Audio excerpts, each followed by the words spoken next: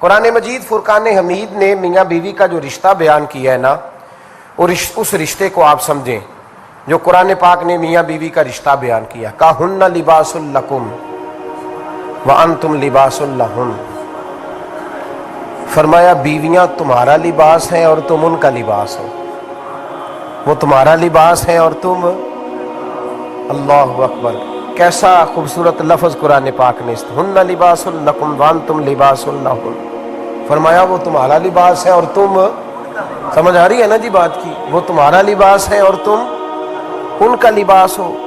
تین خوبیاں تو ہر لباس میں ہوتی ہیں، تین چیزوں کے لیے لباس پہنا جاتا ہے، تین چیزیں، تین قسم کی آسائشیں لباس میں پائی جاتی ہیں، اس پر تو تمام مفسرین کا اتفاق ہے۔ سب سے پہلی چیز، لباس جو ہوتا ہے وہ بندے کو گرمی اور سردی سے بچاتا ہے۔ سخت سردی میں لباس لے لیں تو بندہ سردی سے بچ جاتا ہے۔ اس کا مطلب یہ ہوا کہ میاں بیوی ایک دوسرے کا لباس ہیں، اگر بیوی کی طرف کوئی تکلیف آتی ہے تو میاں اس کو بچاتا ہے، اور اگر میاں کی طرف کوئی تکلیف آتی ہے تو عورت اس کو بچاتی ہے۔ میاں بیوی ایک دوسرے کا لباس ہے۔ لباس کیا کرتا ہے؟ لباس آدمی کے عیب چھپاتا ہے، اس کے وجود پر کتنے دھبے ہیں، کتنے نشان ہیں، وہ سارے چھپا لیتا ہے لباس۔ میاں بیوی ایک دوسرے کے عیب چھپانے والے ہوتے ہیں، عیب بتانے والے، رونا رونے والے نہیں ہوتے کہ بی بی جب بھی میکے گئی اس نے جا کے رونا شروع کر دیا، اتنی میں تانگو دوسرا ہے ہی کوئی نہیں۔ اور خامد صاحب جب بھی ملے انہوں نے ایک ہی راگ الاپنا شروع کر دیا کہ میری کیا بات تھی، مجھے مل کیا گیا ہے، میں کیا تھا، میرے ساتھ ہوا کیا ہے۔ تو لباس ہیں، ایک دوسرے کا عیب چھپائیں گے، بولیے ایک دوسرے کا عیب چھپائیں گے، ایک دوسرے کی غلطیوں کی پردہ پوشی کریں گے۔ اور تیسرا لباس کا کیا مقصد ہوتا ہے؟ لباس شخصیت کا آئینہ دار ہوتا ہے۔ لباس آدمی کی اچھی اور خوبصورت طبیعت کا حصہ ہوتا ہے۔ جو لباس ہوتا ہے وہ انسان کو زینت بخشتا ہے، خوبصورت کر دیتا ہے۔ داڑھی والا آدمی ننگے سے پھرے تو خوبصورت نہیں لگتا، ٹوپی پہن لے تو بڑا پیارا لگتا ہے، ٹوپی پہنے تو بڑا، اور اگر امامہ باندھ لے تو نور نالا نور ہونا شروع ہو جاتا ہے۔ اللہ کرے آپ خوش ہو جائیں، آمین تو کہہ دیں، اور اللہ کرے فجر کی نماز آپ امامہ باندھ کی پڑھ لیں، آمین تو کہیں۔ چلو کونی جنہ دی داڑھی نہیں ہونا رکھنی چاہیے دیئے، جنہ دی نہیں ہونا نو موضوع نہیں تھا، پر ہماری بھی مجبوری ہے، داڑھی آئی جاتی ہے ہر موضوع میں شامل ہو جاتی، رکھنی چاہیے۔ سب یاد رکھیں لباس آدمی کو زینت دیتا ہے۔ قرآن مجید کے لفظوں پہ غور کرو، اگر تو شادی کے بعد بیوی کے آنے کی وجہ سے خامد کو سکون نہیں ملا تو اس کا مطلب ہے اس نے گھر کو زینت نہیں دی، اور اگر شادی کے بعد اس بچی کو تحفظ نہیں ملا، اس کو اپنے گھر کے اندر سکون نہیں ملا، تو اس کا مطلب ہے خامد نے اسے زینت، اس لباس نے زینت نہیں دی۔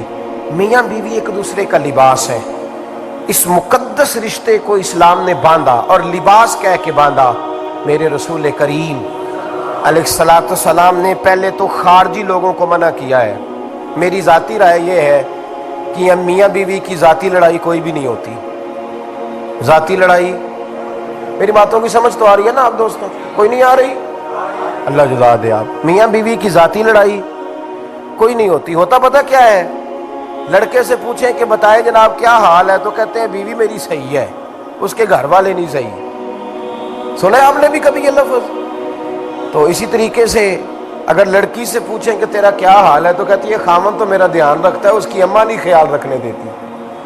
تو لڑائی جو ہوتی ہے وہ تیسرے آدمی کی وجہ سے ہوتی ہے۔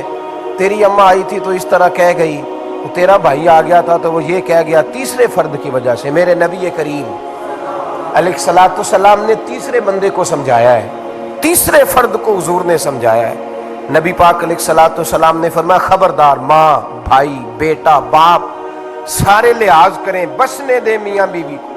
اگر شادی کر دیا تو ان کو سکون سے رہنے دو۔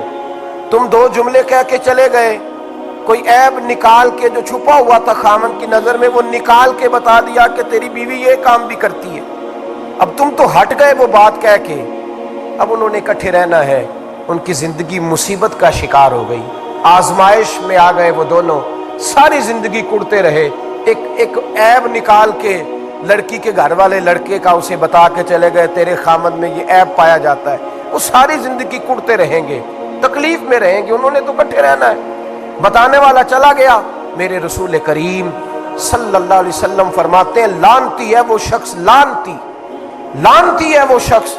یا رسول اللہ کون سا؟ فرمایا جو بیوی کو مرد کے خلاف اکساتا ہے اور مرد کو بیوی کے خلاف اکساتا ہے، وہ لعنتی ہے، ملعون ہے، رحمت الہی سے دور ہے وہ شخص۔ انہیں قریب کرنے کی کوشش کر، تو ان کے اندر محبت پیدا کرنے کی کوشش کر۔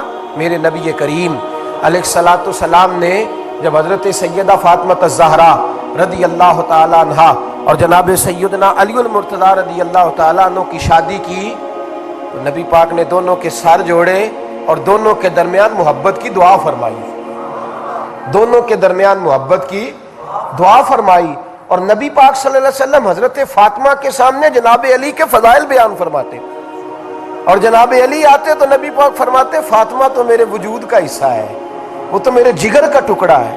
تو ان دونوں کے درمیان الفت پیدا، یہ سب سے پہلے تو خارجی لوگ اس بات کا خیال کریں، سب سے پہلے تو خارجی لوگ خیال کریں، توجہ دیں، ان کو بکھرنے سے بچائیں۔ اب میاں بیوی بھی سمجھ لیں کہ ہماری ذمہ داریاں کیا ہیں۔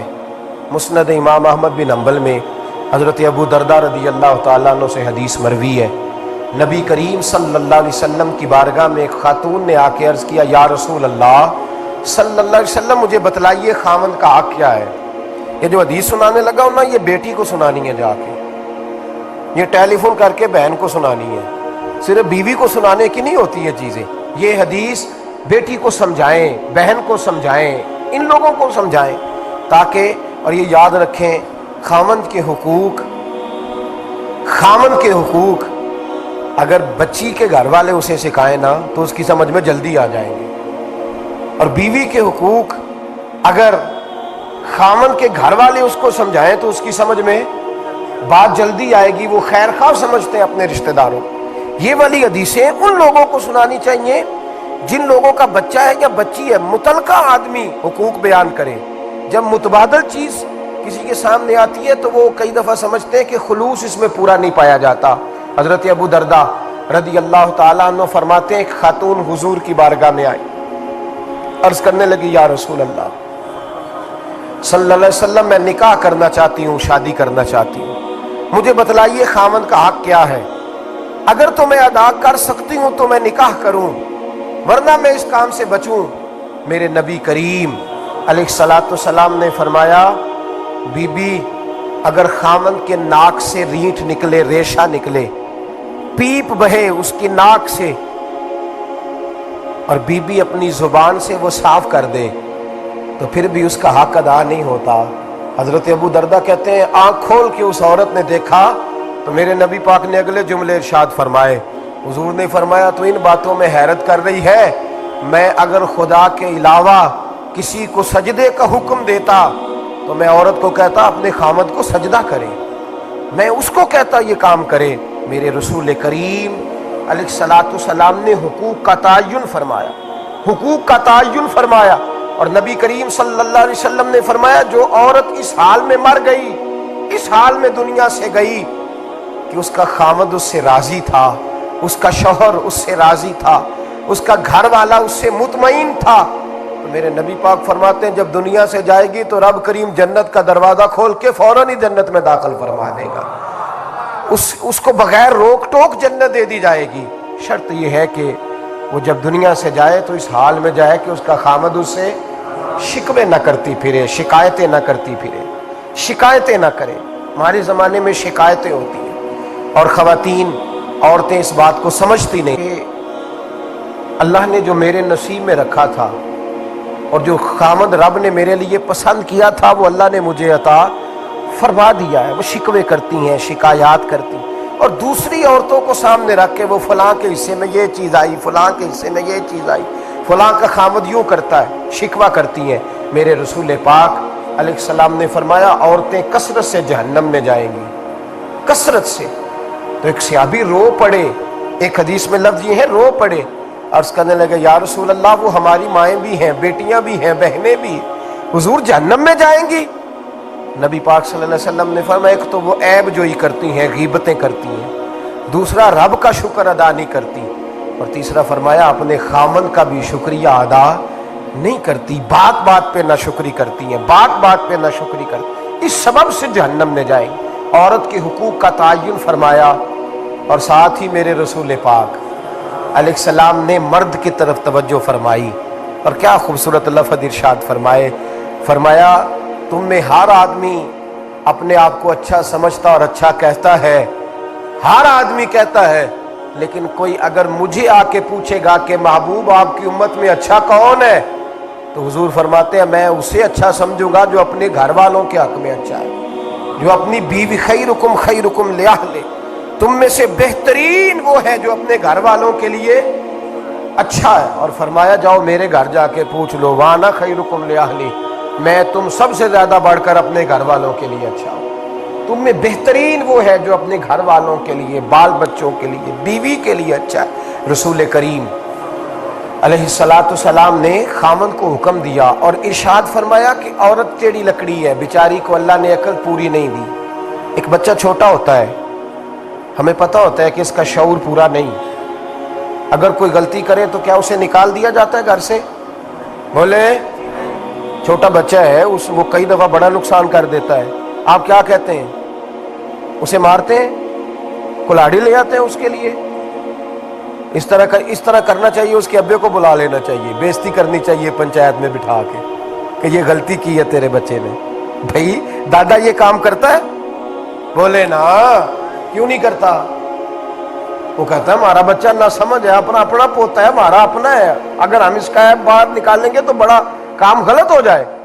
लेकिन वही अब्बा जी जब बहू कोई गलती कर बैठती है तो पंचायत बुलाते हैं, लोगों के सामने महाज़ल्लाह ताला बड़ी कड़वी कुसैली बातें करते हैं, ऐसी ऐसी बातें करते हैं कि जो उनकी बेटी के बारे में कही जाए तो वो कभी पसंद ना करें, इतने सख्त जुमले कहे जाते हैं, बेटी वाले को रुसवा किया जाता है। मेरे नबी करीम अलैहिस्सलातु सलाम ने फरमाया ये टेढ़ी लकड़ी है, बेचारी को अल्लाह तबारक व तआला ने अपनी हिकमत के तहत अकल आदि अता फरमाई है, तुम अगर चाहोगे सीधी करना तो ये टूट जाएगी, सीधी नहीं होगी।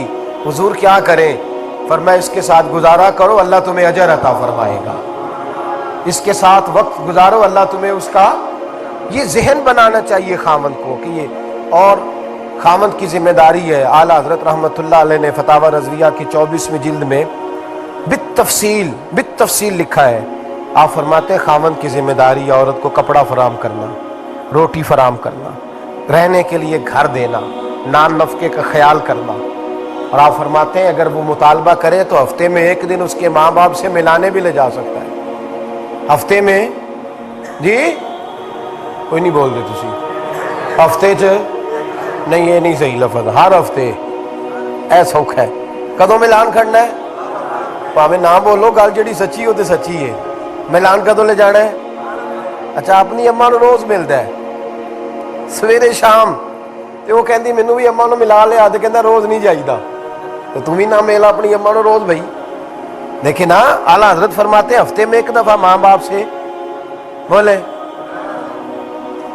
बेटी का प्यार माँ बाप से ज्यादा होता है कि बेटे का? तो सारे पता है, यानी तुम घट कर दो ना, तां बेटी का नाम लिया जे। सही बात कर रहा हूँ। तो जिसका प्यार ज्यादा है उसको रोक दिया, कहते नहीं रोज नहीं जाइदा, साल बाद जाई। बल्कि उनते अल्लाह खैर करे, अल्लाह पाक फजल करे, दामाद साहब की इज्जत ही नहीं ना होती, उसको आंखों पर भी उठाए तो कहते तेरे घर दे मेरी इज्जत नहीं करते। पता नहीं हूँ तू इज्जत भाईया केड़ी शह का नाम रखे, वो केड़ी है जी तेनू चाहिए है, अल्लाह ही बेहतर जानता है। इज्जत नहीं करते तो लिहाजा मेरा प्रोटोकॉल नहीं, फूल लेके खड़े नहीं होते गली में, वो बाहर नहीं निकलते, वो इश्तिहार नहीं छापते।